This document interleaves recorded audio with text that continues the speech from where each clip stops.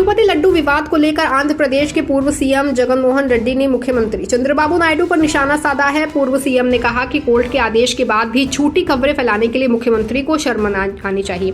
वो सरासर झूठ फैला रहे हैं। उन्होंने कहा कि समझ से परे है कि मुख्यमंत्री सोशल मीडिया पर ये क्यों पोस्ट कर रहे हैं कि सुप्रीम कोर्ट ने वाईएसआरसीपी के प्रति गुस्सा व्यक्त किया है।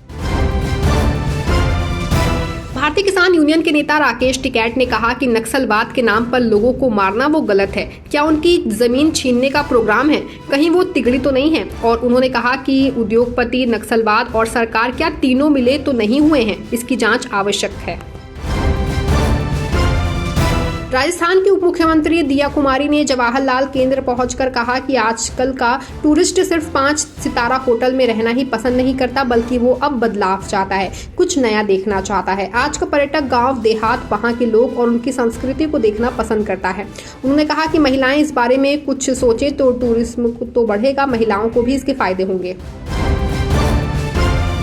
महिला कार्यकर्ता रंजना मित्तल ने कहा कि वैवाहिक बलात्कार को लेकर केंद्र सरकार ने सुप्रीम कोर्ट में जो हलफनामा दिया है वो एक अच्छी पहल हुई है, क्योंकि कई बार पत्नियां अपने पतियों पर गलत इल्जाम लगाकर उन्हें दोषी करार देती हैं, जिससे उनका परिवार बर्बाद हो जाता है।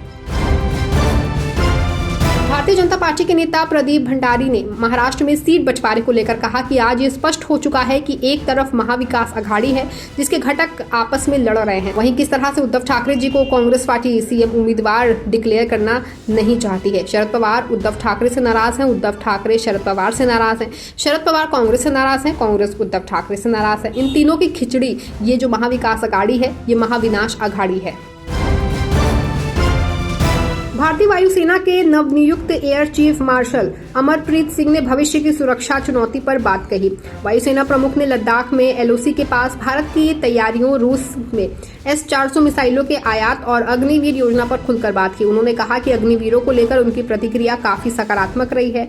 उनमें से 25% से ज्यादा को आगे के लिए सेना में रखा जा सकता है।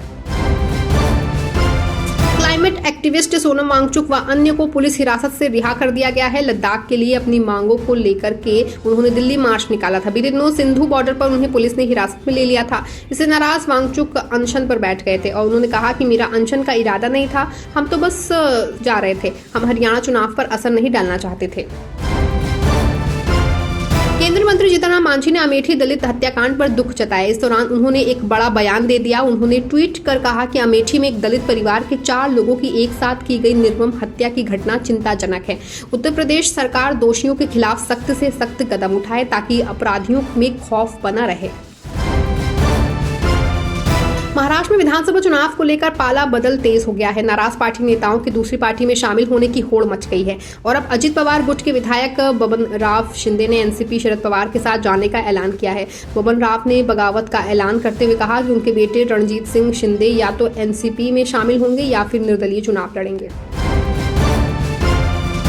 हिमाचल प्रदेश के 25 रुपए प्रति टॉयलेट सीट सीवरेज शुल्क लेने के फैसले को सरकार ने वापस ले लिया है। प्रदेश सरकार द्वारा 21 सितंबर को जो लोग सरकारी सीवरेज का कनेक्शन ले रहे हैं उन पर 25 रुपए प्रति टॉयलेट सीट रुपए वसूलने का फरमान जारी किया गया था, लेकिन इसका विरोध के बाद सरकार ने फैसला वापस ले लिया है और इस तरह का शुल्क लेने से अब इनकार कर दिया है।